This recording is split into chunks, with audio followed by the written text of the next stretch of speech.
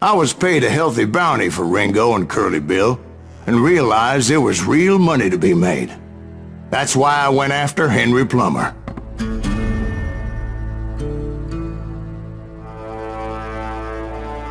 Now, wasn't he the sheriff who augmented his income by shaking down miners and robbing gold shipments? That's the one.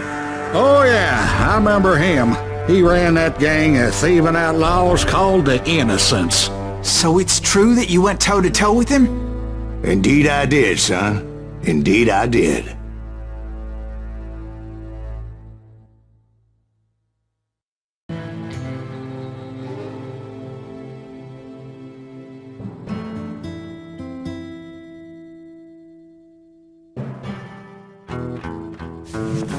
I knew I needed resources if I was going to track down Roscoe Bob Bryant, and hunting Plummer looked like a good way to get rich quick.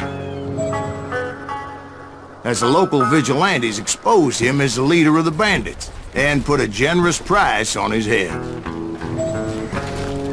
Plummer rallied his gang to plunder one last gold mine before making their escape, and that's where I thought I'd find him.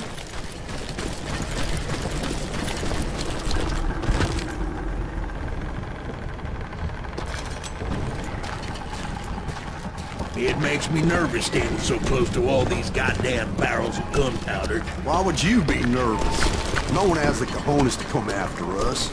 As long as you don't light up a cigar. As my late father pointed out to me more than once, God made men, but Samuel Colt made them equal.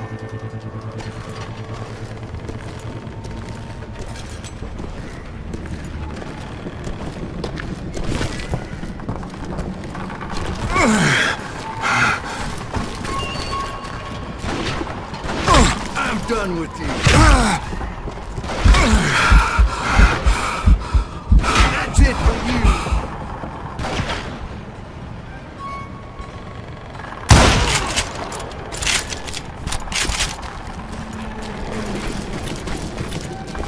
I knew that dynamite wasn't mine, so I decided the polite thing would be to return it.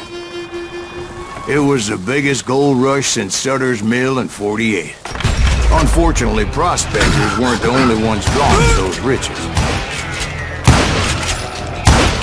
There were thieves and killers, robbing travelers and hijacking gold shipments. Like those that ran with Plummer. Some were just regular folks I knew from town, drawn by greed and easy pickings. Charlie Crow, the blacksmith. James, who worked in the stable. Sam and Jeremiah Barber, the butcher's sons. Ordinary citizens who lived a double life. Stealing and thieving and murdering their neighbors.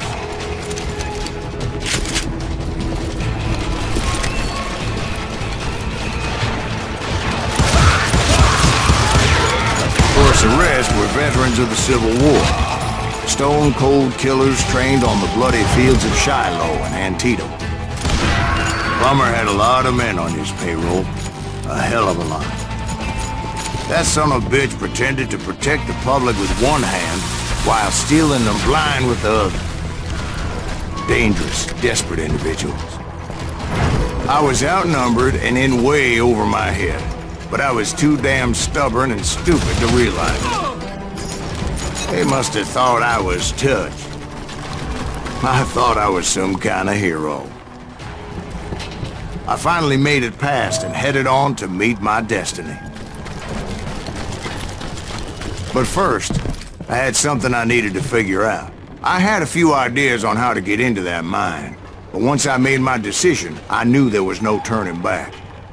So my first thought was to enter the nearest mine portal. I saw an entrance. Made sense. It was the quickest way in, but that also made it more dangerous, as there would undoubtedly be enemy pickets posted along the way.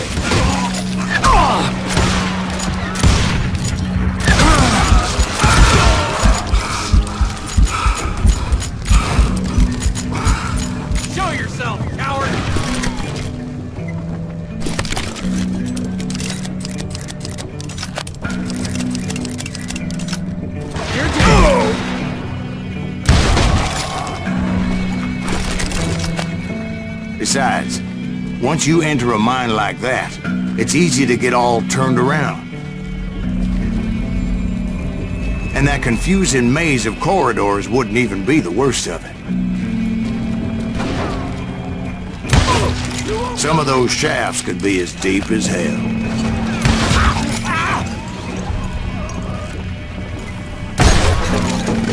You or me? A single stumble or misstep can easily end in a deadly plunge to oblivion.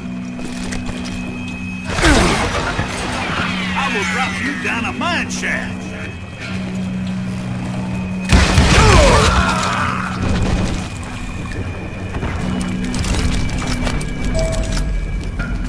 Quick reflexes often make up for a lack of common sense. Luckily, I was never one to be easily bushwhacked.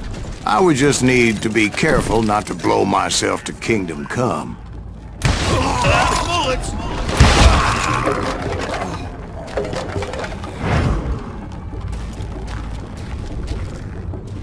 One wrong bullet could have turned that mine into a dad-blasted tube.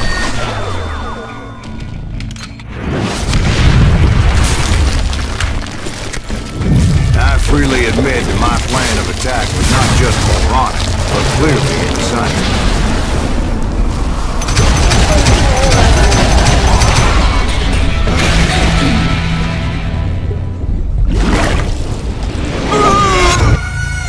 It's a good thing that I abandoned that ridiculous plan before I even tried it.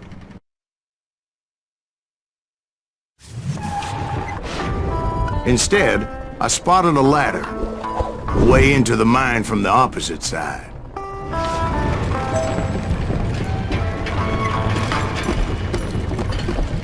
It was a long way around, but that approach seemed more sensible at the time.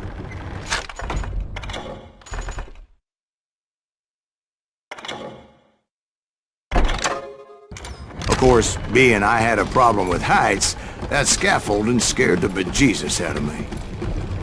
Climbing down that ladder required some caution, because even though I had a younger man's reflexes, no man can dodge a damn bullet while climbing down a rickety ladder. I needed to make a leap of faith, which ain't easy when you're suspended between heaven and hell. I was determined not to give up, however. As Sheriff Plummer seemed quite the despicable character. When the vigilantes discovered what the sheriff was up to, people were outraged. That 10,000 they put on his head would go a long way to helping me find a little cause. And I had made it my mission to settle that score come hell or high water. But first, I would have to make a choice. Take the elevator or climb the ladder.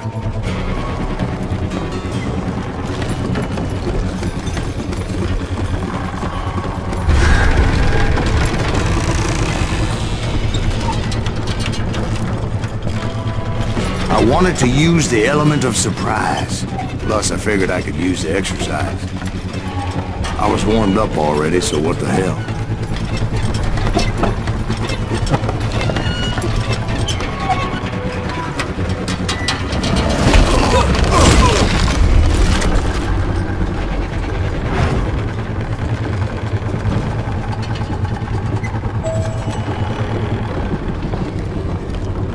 Plummer was a mad dog killer, and the people of Nevada City deserved better. Nevada City? Well, I thought Plummer met his maker in Bannock, Montana. Right, well, he was the sheriff of both places at one time or another, but that's neither here nor there. The point was, taking him down would save a lot of lives, including my own.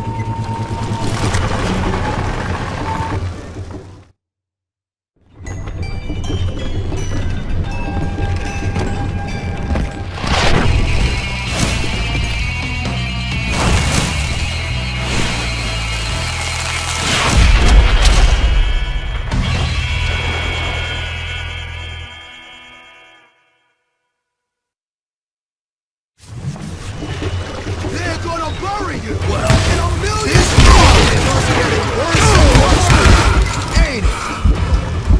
Henry Plummer was clearly unhinged, and I could see right away that this was going to take some doing.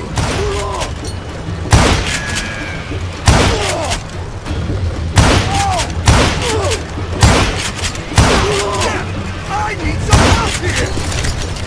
Come on, boys! Take this cocksucker out! Oh, he's hurt now!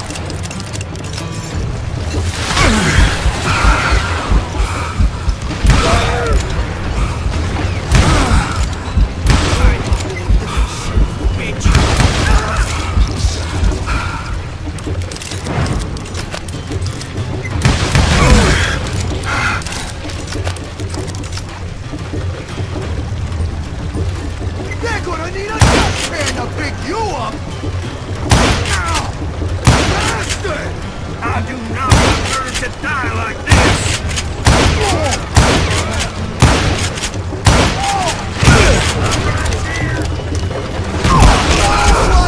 For you today!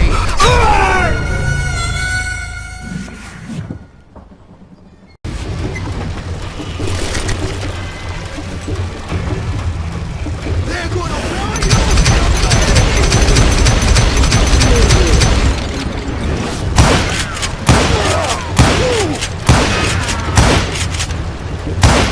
you, moron!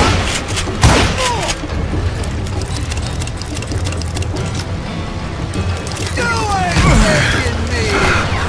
They're gonna bury you! A million pieces! Gonna blow you into next week, boy! I can show you!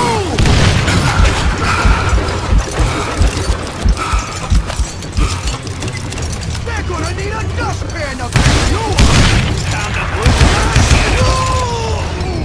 So that's how Henry Plummer died. Him and his crew were worth their weight in gold. And now, I was officially a bounty hunter.